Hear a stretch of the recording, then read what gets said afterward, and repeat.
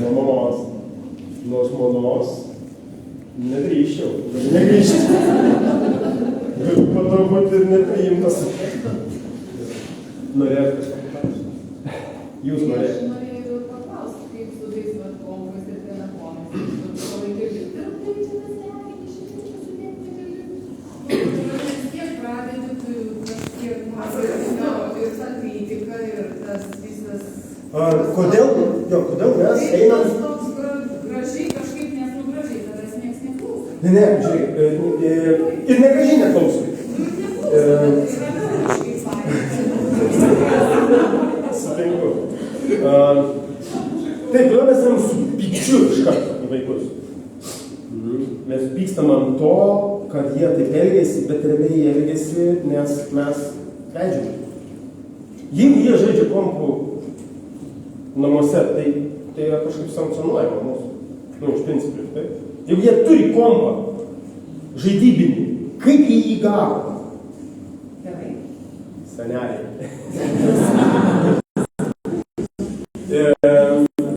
Vis tiek kažkaip tai, kas vyksta namuose, yra mūsų sankcionuota. Mūsų kažkaip leista. Jeigu mes matom, kad tai yra bėda, tai nebūtina su pykčiu ateiti. Nebūtina susipykti. Čia tokia, žinot, pasidalinsiu, ką turiu menį. Pyktis, tai reiškia, jau yra kautis tam pačiam lygmenį. Bet jeigu mes norim kažką tai padaryti ir kažką teisingo, mes suprantam, ką mes darom, mes nebūtinai turim pyktis su vaiku. Jis su mumis gali pyktis, mums nebūtina. Bet mes pykstamės, nes mes rezonuojam į ką. Tai kaip jisai su mumis kalba. Mes jam sakom, jis apžagariai, mes jam kažką tai gero linkim, jis numaišyt, taip ir nelys prie manęs, o jeigu dar tolimesnė kelionė kažkokia, tai mes po trupučiuką užkaistam. Bet jeigu mes sugebėtume išbūti suaugusiais žmonėmis, kurie suprastume, kad mes su Paulu irgi iš skirtingų galaktikų šiaip esame. Tai mums nebūtina, daužyti su tą galaktiką, taip? Jeigu mes ateinam ir sakom, aš tai suprantu, iš serijos, aš vadovėliškai kartais sakau, tai nereiškia, kad taip ir bendraujam. Bet ateinam ramiai ir sakom, aš žiūriu, matau tavo sprintavimą, aš matau, kada tu eini miegot, tai yra pavojinga tavo sveikatai, žalinga, arba matau, kad tu neišsilsi ir matau, kad tu savim šitoje vietoje pasirūpinti mano akimi žiūrint nelabai gali. Bet gal gali pasakyti, ar tu pats matai, kad tai yra bėda. Šitas klausimas labai geras, nes tikrai nemažai paauglių susitikau, kurie sako, aš turiu bėdą, aš negaliu, žaidžiu kompų ir negaliu nulipti. Vaikai patys sako. Jie nieko su to kaip ir nedaro, padaryti gal ir negali, jie ten turi milijoną pasteisinimų, bet jie sako, aš turiu bėdą. Man sunku, aš realiai, aš labai tingiu mokyti, sako, aš visiškai neturiu disciplinos ir sako, kai aš atsisėdu prie kompo, aš visiškai nejaučiu laiko. Tai galbūt irgi geras būtų klausimas, pavyzdžiui, mielasis, ten neloja, tu nepastebėjai, kad laikas, kada tu miegoti, ten tavo išsilsėjimas, tu jisai pradėjo smarkiai nukentėti, vaikas gali pasakyti, nu jo. Bet ne tuo metu, kai jisai ten geimina ir ten jau prie pat finišo, taip? Ir mes tokie, žinai, turim karti problemą tavo. Suprantat, irgi, tas tarpas. Čia reikia pasirinkti tokį metą, kai paauglys leidžiasi į tas kalbas. Ir jūs turit nedaug laiko labai apie tai kalbėti. Jūs turit sekundės. Aš vieną kartą bet aš jaučiu, kaip man užkaito smegenys, aš sūnui kažką norėjau, tai sūnus yra mažylį 14, ir aš sūnui noriu kažką pasakyti, kažkokią pastabėlį, iš serijos, žinai, aš pastebėjau ir norėčiau tau priminti, ir jis toksai, tėti, nenoriu tai kalbėti. Ir aš toks, klauks, taigi, tu net nežinai, tėti, ir aš galvoju, ką daryti, aš negaliu nieko prasižiūrėti, jisai, baig, tik tai aš nenoriu nieko klausytis, ir aš galvoju, ką daryti? Laišką parašyti.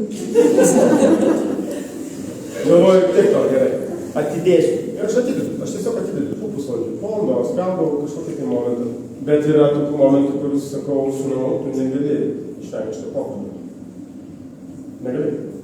Mes turim važiuoti, aš turiu dar kažką. Mes neišvažiuosim. Mes nesiposim. Gerai, kas yra? Man yra. Ir norės pasakyti, ką man yra, kas tavo yra. Ir... Kas tau yra? Kaip tu su manim kalbi? Mes labai rezonuojam, bet jeigu mes sugebėtume praeiti pro visą šitą, tai pasiklausyt ir sakyti, žiūrėk, va ką aš noriu to pasakyti. Jo, ką manai? Ai, nelys, nieko čia, viskas čia gerai, žaidžiu ir susitvarkysiu su ta mokykla ir dar kažką. Mes sakom, man atrodo, tai yra sunkoka ir aš noriu to padėti. Ir vaikas nereikia man jokios pagalbos ir mes ką darom? Mes tiesiog šnekam savo. Mes nesiginčiam su to, ką vaikas pasako. O mano draugam viską leidžia, jūs tik tai čia man neleidžia ir mums atsiranda tokia pagunda pasakyti, taip jau tavo draugam ir leidžia, bet pradėm suprantat, mes galim paklysti to smėlio dėžėje. Jis mūsų ten po tą smėlio dėžę ten... Ne. Tavo draugam kažką leidžia, okei, gerai, tegu leidžia, bet dabar mes kalbam apie tave ir apie mus. Tai čia visi, čia dabar, šiais laikais, čia paaugliai, jūs nesuprantat paauglių, girdžiu, galbūt kažko nesuprantu, bet grįžkim prie mūsų klausimų. Jau paaugliai supranta, kad neina paklaidinti žmogaus.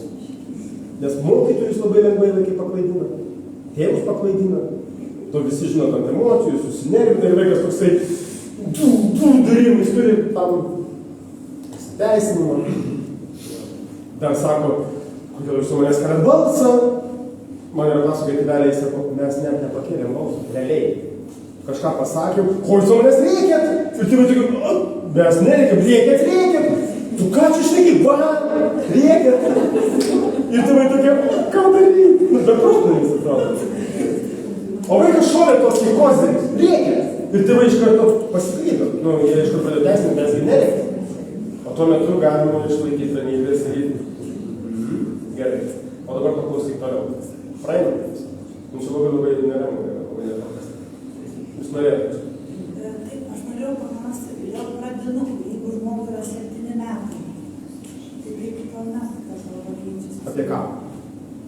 Kad ir grįžtant prie tą temą apie namų darbus ar apie vadovybę, tai tuomet aš nevadas. Kombas tokiam vaikam turi būti labai paprastai suaugusių žmonių sureguliuotas, be jokių variacijų. Tai yra 7 metai, vaikų 7 metų iš vis nereikia, jeigu tai paėmės, nei filmukų, nei kompiuterinių žaidimų. Tai yra tas metas, kai dar kūrybingumas yra labai aukšto lygio ir vaikas puikiai kūrė aplink save viską, ko jam reikia, kuo jisai galėtų pramogauti ir kaip save pradžiuginti.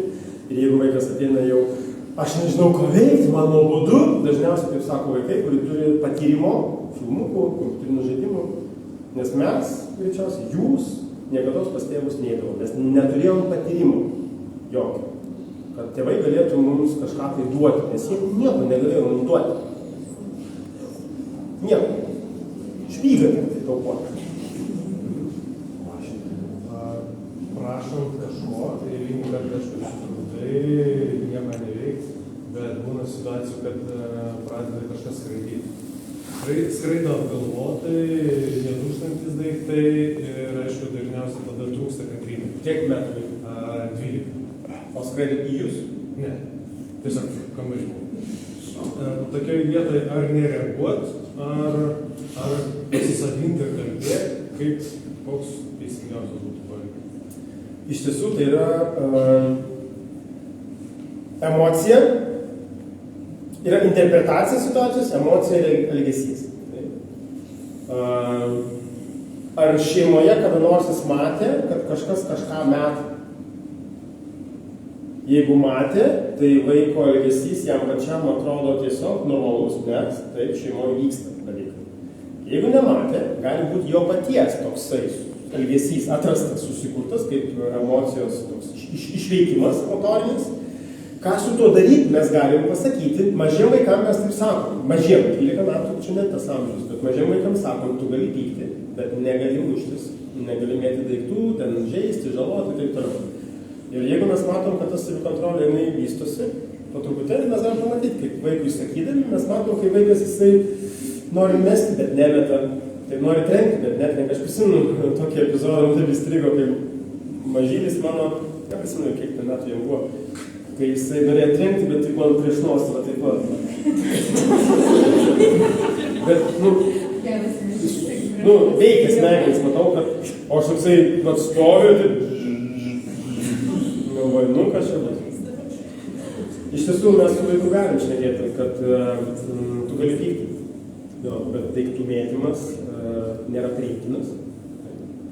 Tuo tarpu ar vaikas jisai, taip pat ir prisimins pykčio metu, kad nemėgti su daiktų, nežinau, taip eis. Nes svarbiau yra, kad tu negali nieko sugadinti, sužaloti, sužeisti, nei savęs, nei kitų. Bet jeigu ten minkštas meškiukas lekia be garso kažkur į lubas, Taip, dažniausiai skraido arba ten sugniaužytas popierius arba... Žinokit, gal ir gerai, jeigu jam reikia stipresnės išeikos tokios, nežalojančios nieko aplinkui, gal geriau, negu jisai tirtėtų visas su vidus ir sproginėtų. Tiesą sakant, prisipažinsiu, aš irgi nusimušęs pirštą plaktuką į mišką išeičiau. Tuščias miškas, niekas nežuvo. Ir neradau gal. Irgi man reikalinga buvo išvyka, aš kažkodėl buvau labai išvargęs, pavargęs, ten tauždai per pirštą, plaktukas, čiagi plaktukas trenkėsi per pirštą. Tai vat kartais būna, mums reikalinga ta motorinė išvyka, gali būt, kad jisai susireguliuos ateityje, bet dabar jam galbūt yra sunku. Vieni mėta, kiti nemėta. Vieni daužų durimis, kiti netranko durimis, vieni reikia, bet nieko nemėta. Bet tada sako, ką daryti su reikimu? Kitas nieko nereikia, bet kažką tai plėšia. Drasko, ką daryti su draskom. Tai yra motorinis, tas kinetinis išveikimas, kuriam tai reikalinga. Kodėl, nežinau, kaip jūs praktikuojate, ne namuose lėkščių daužimas ramina. Daužo lėkščias ramina. Kažkur aš girdėjau, aš nežinau, tai yra tiesa, bet Indijai, senovės kultūrai, buvo atskiras kambariukas, sustirta dūžtančių visokiausių molinių daiktų, lėkščių ir taip toliau. Kad gali užsidaryti ir ištaškyti tas lėkštis. Ir grįžti iš kambariuko ramus. Aš norėčiau savo. Žmonai atskirą padaryčiau ir savo. Išveika, emocinė išveika. Įdomus dalykas. Kodėl tai nuramina? Niekada nesusimąstė. Tu atrinki ir taip kažkaip palengvėja. Kaip tai gali būti? Prašau? Kaip išleidai? Per kurią vietą išeina emocija? Emocija išeina. Gerai pagalvokit, čia aišku trupučiuką aš žaidžiu, bet pagalvokit, išeina emocija. Gal dūžis kaip rezultatas? Ką duoda dūžis kaip rezultatas? Ką duoda garsas?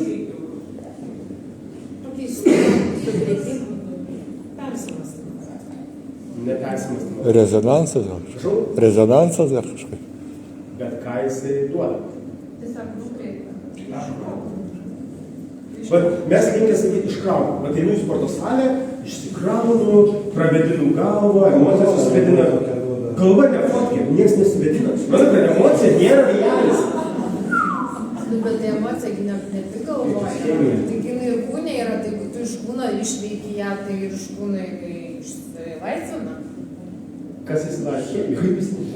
Chemija. Kokia chemija? Energija išsilaisvina. Energija, taip.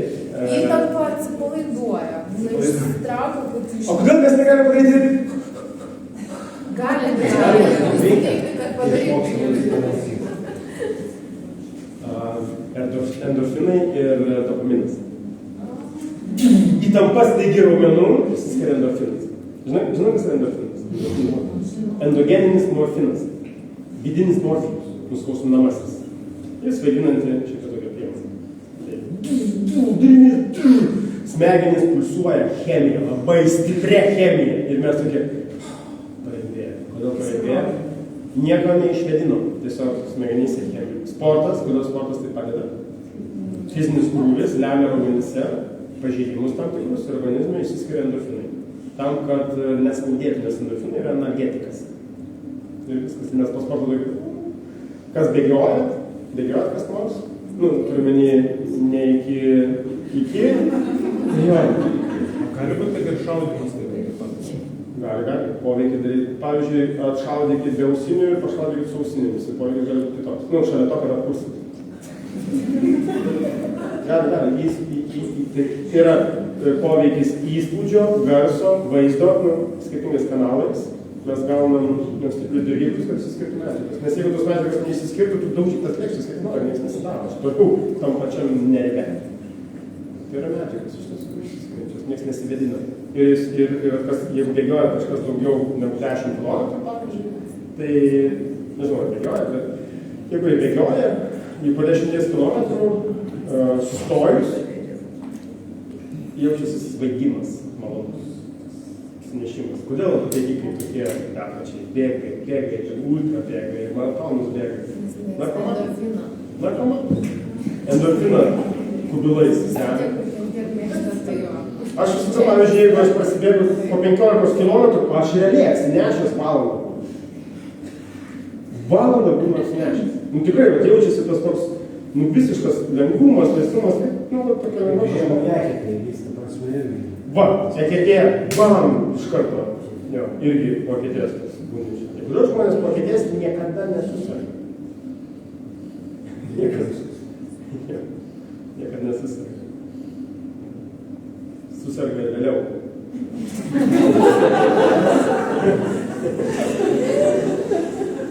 Norit manęs paklausti? Norim išgirsti tos atsakymus. Gerai. Norit? Ten atsakymai, ten yra prašymai pasakyti tėvam.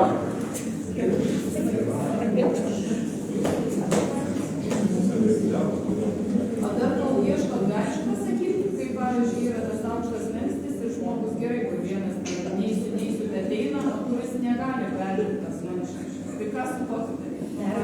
16, 18, nežinau. Jeigu dar galim, neškim per tas slenkstis. Jeigu mes negalim nešti fiziškai, tai sukuriam aplinkybės. Jeigu neįsiu į mokyklą, reiškia nei Wi-Fi'aus, nei kompo, nei geiminimo, nei TikToko nieko negali būti. Kitaip sakant, žiūrėkit, aplinkybės keičia. Gerai, neik, bet sutarkim taip, kad tu neini, bet ir neteini prie jokių tų resursų. Tu valgyt gausi, drabužius gausi, viskas gerai, bet pramokos ne. Tai nėra grasinimas. Tai yra vėlgi tendencija, aš matau, kaip tau yra sunku, bet sunkiau yra lipti ant slenkstį, kai anapus slenkščio vien pekla, o čia marcipanai. Tai vat marcipanus nuimam, jo, ir tada nebėra jau tokio didelio kontrasto. Jo, bet žiūrėkit. Jo, čia žinot, čia šitas variantas, kai mes visiškai nebeina į mokyklą, pirmiausia, tai mes turim suprasti, kas vyksta. Kodėl ne? Jeigu tai yra per kompetencijas, yra vaikų, kurie tiesiog išsigąsta, turi socialinio nerimo, didelio ir to tokio ir jautrumo, neurotiškumo, didesnio, tai jautresni vaikai. Ir jeigu, pavyzdžiui, paprasta objektyvi priežastis, sirgo vaikas. 2-3 savaitės, bam, išėjo savaitę ir vėl 3 savaitėm. Ir tokiam vaikui grįžti mokyklą gali būti jau sunku. Tai mes tada suprantam, objektyvės priežastis, tada mes ką darom? Armija, nežinau, pagalbos, mokytojų, korepetitorių, dar kažko, tai ir vaikui sako, žiūrėk, nėra nieko, ko tu negali pasivyti. Tiesiog, jeigu šiandien sakysi, aš nepasivysiu ir nieko nepadarysi, tai tas tavo aš nepasivysiu darosi labiau nepasivysiu. Bet jeigu tu padarysi mažytį dalykėlį, tavo pasivysiu taps trupučiuką artėliau. Nes viena iš mąstymo klaidų irgi yra toks absoliutus mąstymas, juoda balta.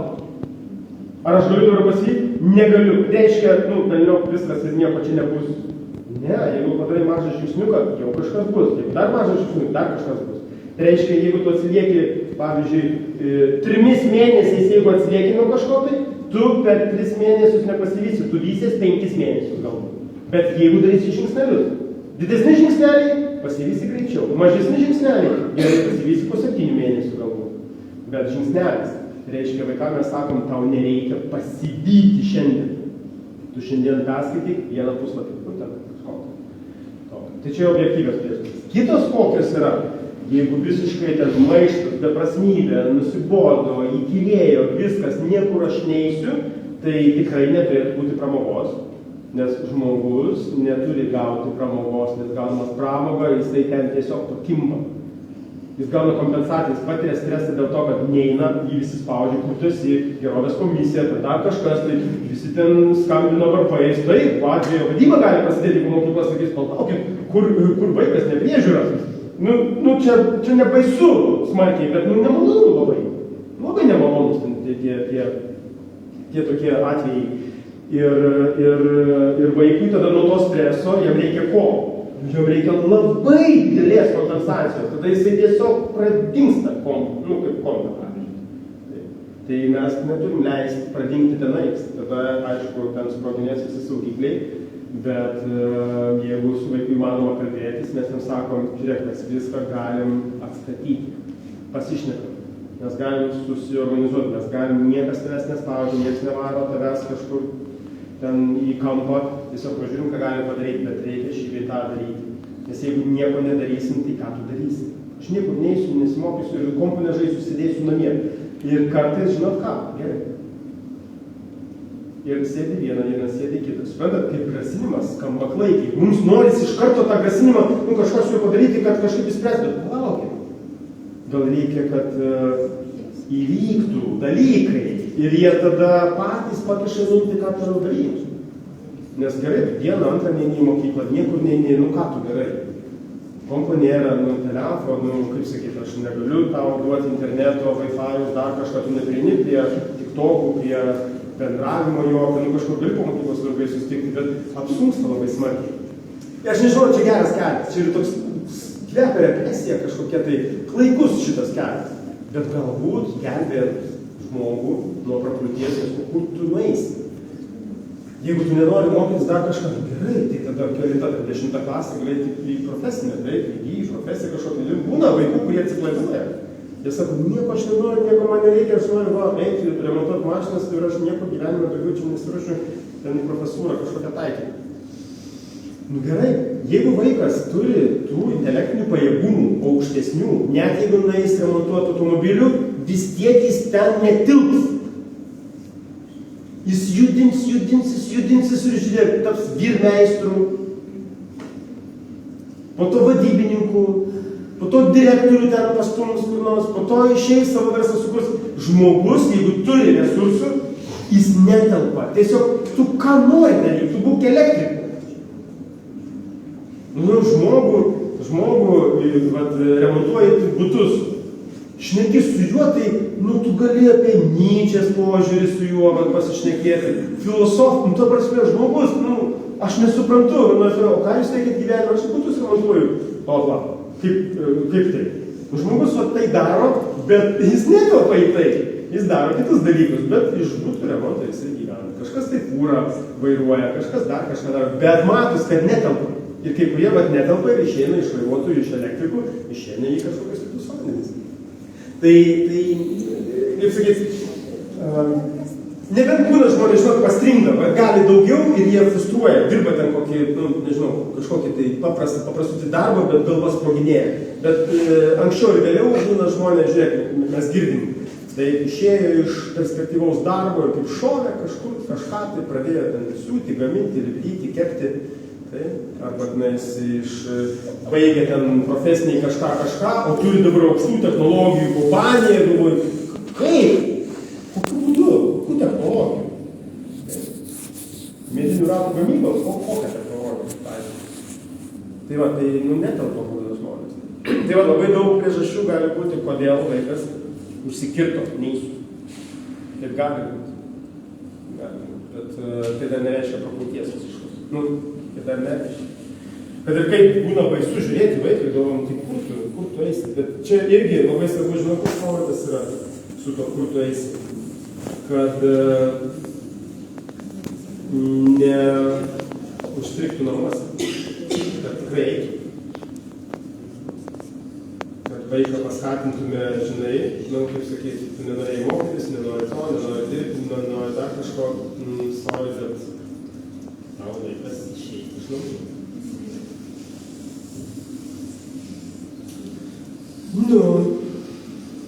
Kaip paauglius motyvuoti, kokiu būdu? Motyvuoti mokytis. Motyvuoti mokytis. Motyvacija turi elementus, žinokit, savo labai svarbius kelis.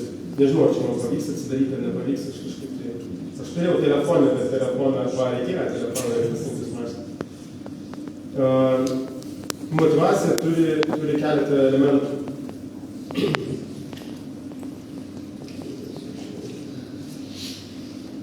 Motyvacijai reikia žinot, kokiu elementu. Motyvacijai reikia... Aš bandau, žinokit, darbus vienu metu padaryti, aš matau, kaip lagina mano smegenis. Žinau, kad nėra tokio dalyko, kaip multitaskingas. Nėra. Ir sako, moteris gali, negali. Tiesiog moteris gali labai greitai kaitalioti du atliekamus darbus, 3 arba 4 arba 5, nes smegenys vienu metu gali tik vieną darbą. O mano smegenys yra tokios, jeigu aš prisijungiu, mano smegenys, panyra. Jaučiat kaip užgesta šviesa.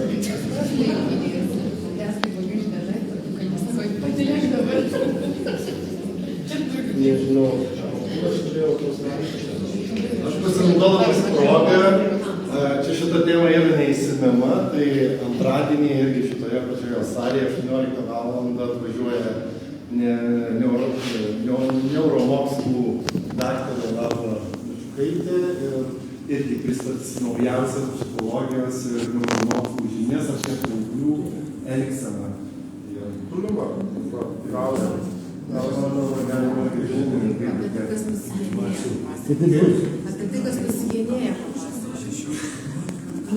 Galėsit patikrinti, aš čia nusišnekėjau kažką? Ne, tai čia man atrodo, šitą temą iš visų pusių galima patikrinti. O kas tai sutapo? Kitą O kas tai sutapo? Gal Galimaitis, tai gal laiko Nu, tipo, abiem atvejais ir narcizmo ir perfekcionizmo implicitė turėtų būti žema. Bet čia GPT kaip sako. Aš nesutinku. Žinot, paprašykit ChatGPT pasiremti mokslininkės Fenel įžvalgomis. O tipo ta, kur implicitinė aukšta, eksplicitinė žema, tai labai reti atvejai, ten net įvardinimo nėra tai asmenybei. Kažkaip, jo, bet čia... Nes aš ne tik tai pačios Fenel duomenis analizavau, aš per studijas buvau paskaitoj, kaip tos profesorės vardas iš Didžiosios Britanijos psichologijos, jinai pristatinėjo šitą būtent konstrukciją. Tai, čia žinot, gali būti taip, kad kažkokia klinika, kuriai jinai vadovauja, taiko kažkokią metodiką, gauna kažkokius duomenis, papildo juos ir gyvas velnės koja gali nusilaužti. Tai aš suprantu čia, kaip sakant. Bet to, žinot, tai, ką aš papasakoju, yra įžvalgos, bet ar jos yra, turi pritaikymą praktinį, tai vienintelį. Tai, kad pirmaisiais gyvenimo metais mes turim labai atidžius vaiko prigimtiniams poreikiams ir atsektyviajam tam spėjimui, o vaikui paauglėjus ir pradėjus veikti ir darant klaidas, mes turim būti labai atidus, kaip mes jas reaguojam.